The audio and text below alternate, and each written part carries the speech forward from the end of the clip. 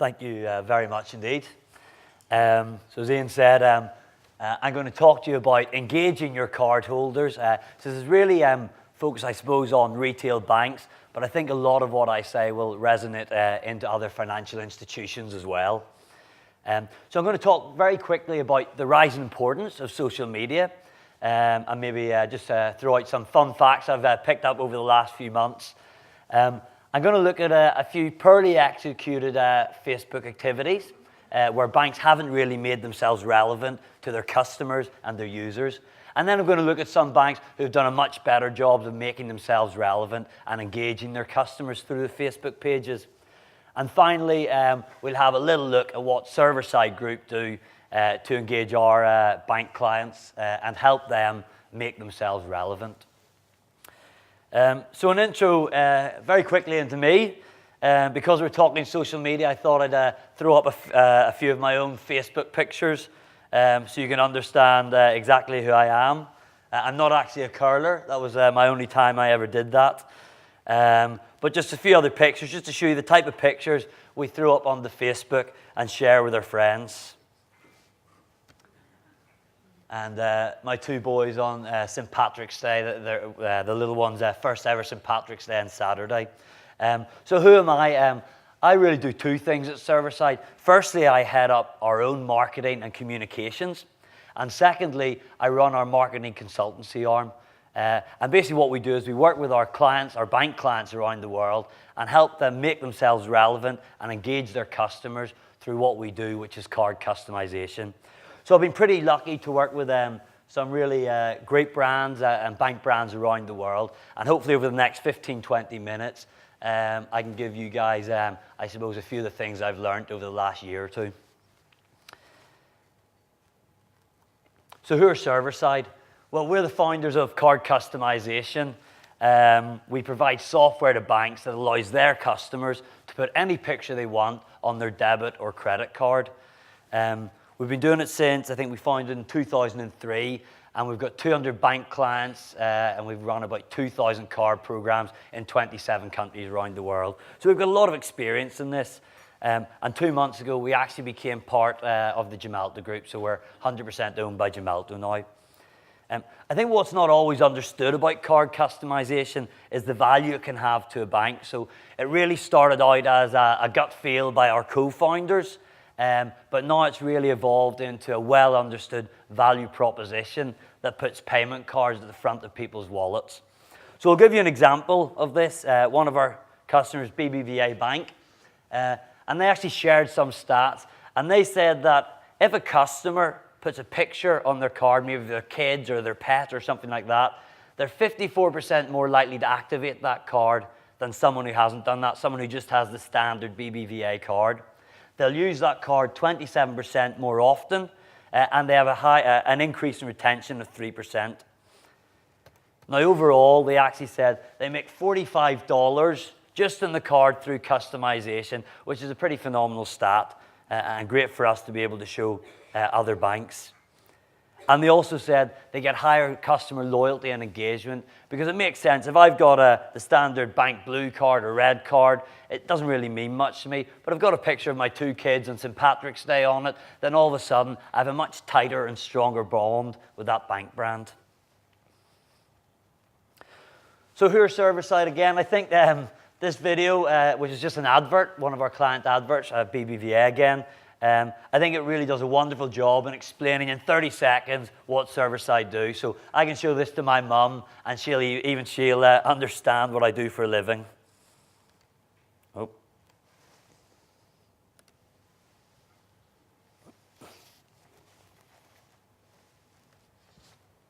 Don't think we have sound.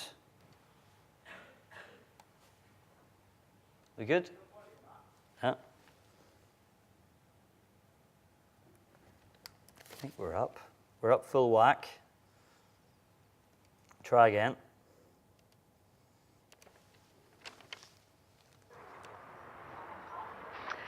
Someone thirsty? Oh, one's for my boyfriend. Is this your boyfriend? I'm very lucky. Interesting.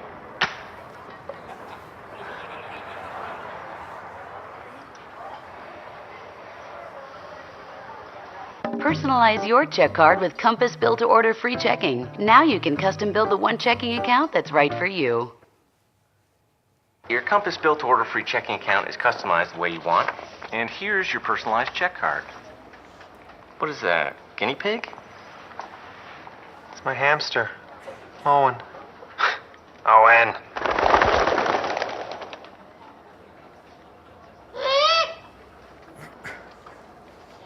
Do you have any other pets?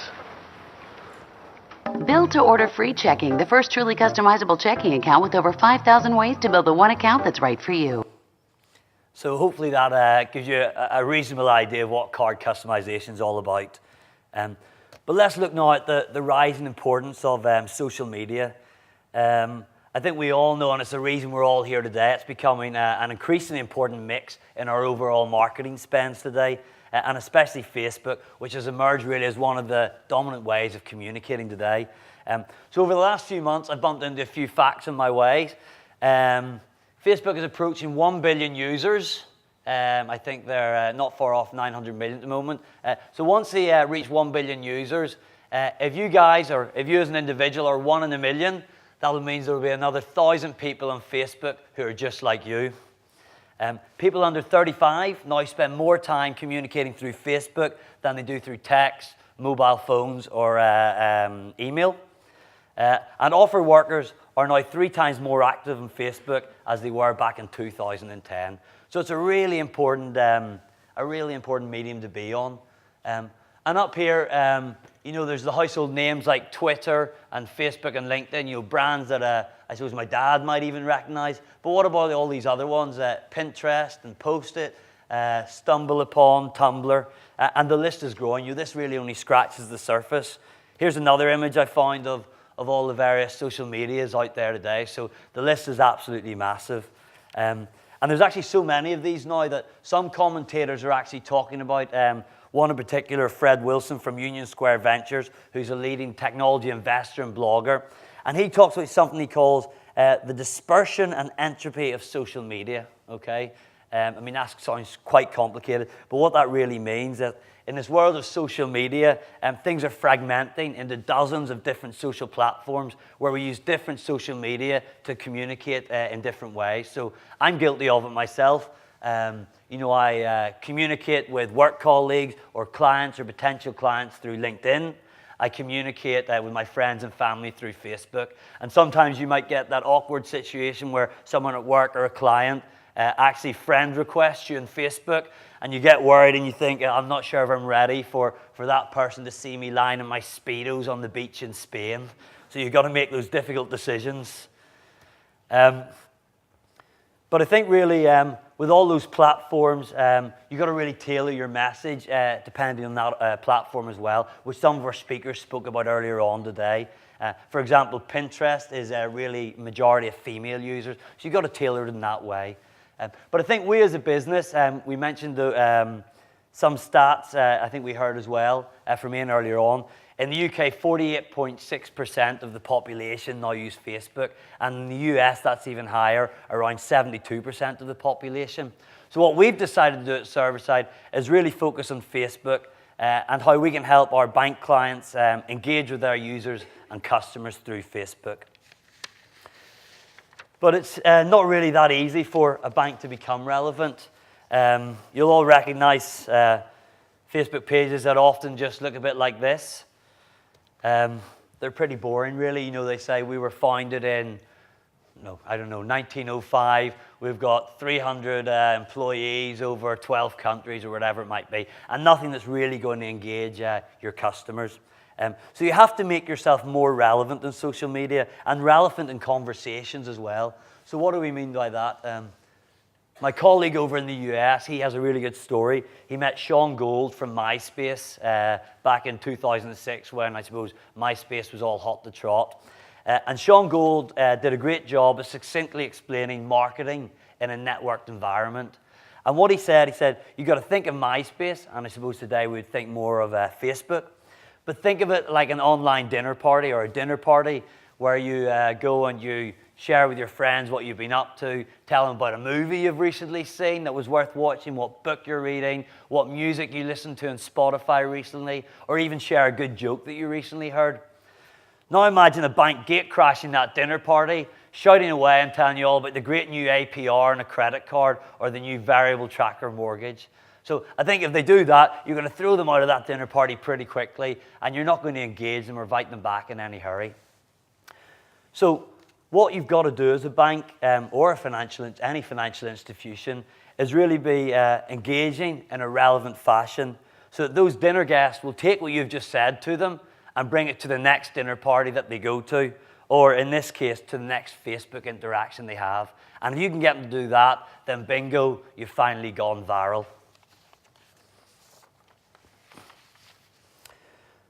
So how do you become relevant?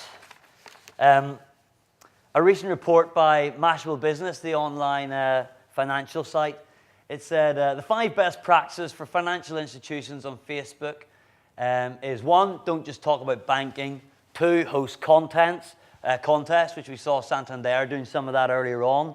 3, offer career advice. 4, be cool. And 5, show off your good work. Now, I'm not sure I really agree with number 3 because I'm not convinced I want my bank to be giving me career advice across a social network. And I think with number 4, you probably have to be pretty careful as well because it's very difficult to be cool. And I think any parents in the room will know that as soon as you try and become cool, it's probably the last thing you're being. So let's maybe have a look at the other 3 things and look at some banks who've, I suppose, adopted some of those things and done pretty well by using those. I think one way banks have been really successful engaging people through Facebook is leveraging their sports sponsorships. So we click onto the Barclays site. They've done a pretty good job of leveraging Barclays football. So what they do is they open up conversations and forum and just tap into people's passions for football. And you can see down here they've got almost 850,000 likes and over nearly 9,000 people talking about this at the moment. They do a number of other little things, like they have their Barclays Football Virtual Trophy, where you can snap a little picture and lift your trophy. So I think I did this the other day, actually. Not very well, of course. If I go to my Facebook site, there you can see it. There's me holding the trophy. Conor Kinnear celebrates by lifting the Barclays Premier League. Maybe a little bit gimmicky, but at least it's something I've now posted to my page, and you can see that people have started commenting on it as well, and a number of people liking it. One person's actually said, "Oh my God, that is so convincing. It actually looks like you." RBS has done a very similar job as well by leveraging their sponsorship of the Six Nations. So again, you can see 683,000 people like it. And there's over almost 25,000 people talking about that at the moment, which is really strong. I think there's one post here where 1,687 people say they like it, 518 comments, and 168 people have shared just one post that RBS have put up there. Now, obviously, this is really a very good time for them because it was the end of the Six Nations and Wales winning the Grand Slam. But that's pretty powerful stuff, that many people commenting, talking, and sharing that article. Unfortunately, I can't see any pictures of the Irish scrum running backwards, which is good for me anyway. Capital One have done a pretty good job as well. They've actually got over 2.5 million likes on their page, on their main page. They do a lot of stuff. I won't go into it in too much detail, but again, leveraging their sponsorship of college sport over there. One of the things they do is their Capital One Mascot Challenge, and they also have a Capital One Cup for the best collegiate program of the year. So they do a lot of good stuff. You can see down there, 2.5 million users. And finally, Visa Prepaid do some good stuff as well over in the US. You actually have to like it, which a lot of banks now do, and a lot of Facebook pages. If you want to actually enter their contests or see more about it, you actually got to click to like it. And then that will open up the page for you. And then you can see what's going on. So some real nice things that people have done and banks have done.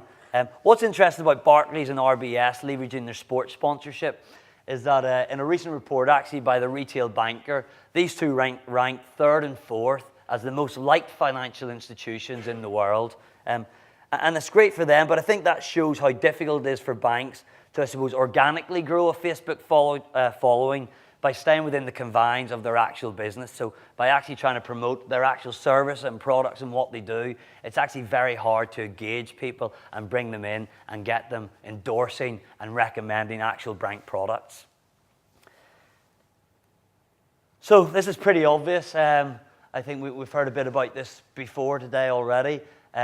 It's no longer enough to be like. This came out in the recent Wave report by University of McCann. And they said it's all about creating content which users will discuss, share, and recommend, okay?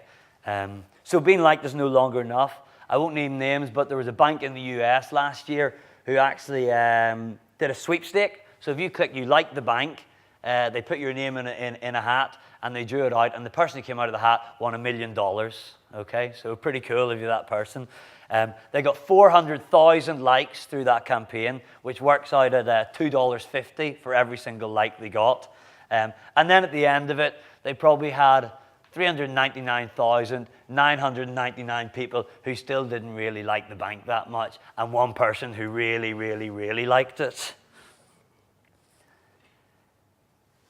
So what have we done? At server side, I suppose we're really helping our bank clients to gate crash those dinner parties and make themselves heard and make themselves become relevant. And we've done this by focusing on card design. So I think what we do, it's quite unique. I think our application brings kind of engagement and relevance and I suppose value to a whole new level. And it's really perfect for us because in a space like Facebook, I think something like 98% of the content is user-generated. So it's great that we can allow banks to engage their customers in creating user-generated card designs. And what's even better for a bank is that if you can get your customer to put a picture of your kid or pet or a memorable event, your wedding day or whatever it might be, onto your debit or credit card, then that person's more likely to activate it. They're more likely to use it. They're never going to cut it up. Even if it expires, they'll probably keep it in the wallet like a photograph. And ultimately, it's going to sit at the front of their wallet. So let's actually have a look at how we do this. And I'll give you a quick look at our Facebook application. So we've just branded this for server-side. All About Me is just the name of our software, the brand name of our software. But this would be rebranded for the bank that does this. And all you do is you click on, and it sits within the bank's Facebook page then. So you simply click on Import an Image. And up will pop all my profile pictures. Now what I can do, I can either pick one of my profile pictures, or if I click the little drop-down menu, up will come all the galleries that I've uploaded onto my Facebook over the years. So I think I'll pick one of the kids. And then up will come all those images in that gallery. Now, when I'm happy, I just pick whichever one I want to flip onto my card. And up pops the card template for the bank. And just a dummy number. Obviously, we don't put up the real number there. You can kind of zoom in and out. You can flip the image. You can rotate it. You can do whatever you want. And when you're happy with that, you simply click on Finish. Okay. Now, at this point, we're not going to show this in this demo. The customer would actually be redirected to a secure page at the bank just to fill in their details, to recognize them if they're an existing customer, or if it's a new customer acquisition, to complete all their other details. And what we also do at this stage, we don't want to post it straight onto their wall because people might put up violent images or nudity or pornography or copyrighted images. So what we have is a little back-end system that server-side run for the bank. And we just go on and approve that image. So we'll just click on that. There's the image I just did. I'm just going to say, yep, that looks okay. It doesn't contravene any of the image checking guidelines, and click Submit. Now I will go back to my Facebook, and this is the real powerful bit of the application. If I go to my online feed, there I'll see, look at my new customized bank card. Get yours by clicking here, and it's popped straight up onto my Facebook page. Now, all of my 692 friends and connections up there can see that pop up in their feed. I think that's a pretty cool idea. I wouldn't mind a picture of my kids or my trip to the cup final or whatever on my card. So I think I'll do that myself. And they click on that, and it drives them through to the bank's Facebook application. They can then design their card, and it uploads for all their friends to see, and you can see this viral marketing effect being created then. What you can also do as a bank, you can start to maybe run competitions as well. So you might say in the run up to spring, you might say the Spirit of Spring card design competition. So this time, not only am I going to design my card, but I'm also going to send it to all my friends, email it to them all and say, please guys, will you all vote for my card in this bank card design competition so I can win a trip for two to Australia or whatever it might be. All my friends go on, they'll see my image down here, they click the little heart button, and up will pop one more like for that image. And then if I get enough votes, then maybe I'll win that trip for two to Australia. But again, what my friends might think is like, I don't want Connor to win that trip for two to Australia. I'd like to win that myself.